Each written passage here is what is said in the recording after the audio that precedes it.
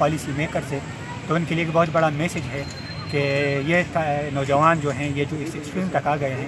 کہ وہ بہت زیادہ باغیانہ انداز انہوں نے اختیار کیا ہوا ہے، تو یقیناً ان کا درد اتنا زیادہ ہے کہ اگر اس کو سمجھا جائے اور بروقت سمجھا جائے تو اس کے اس ملک اور قوم کے لیے بہت مثبت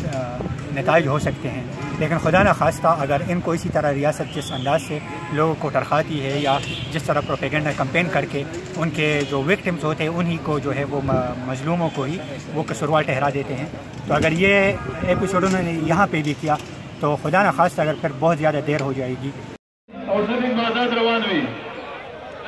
آپ اسٹیٹ ہیں تو ہمارے ساتھ سٹیزنز کی طرح برتاؤ کریں، آئے ہماری بات سنیں، یہ جرگہ ورگہ کو درمیان سے ہٹا دیں اور ڈائریکٹ بات کریں ہم سے۔ ہمارے علاقوں میں ملٹری ان کنٹرول ہے،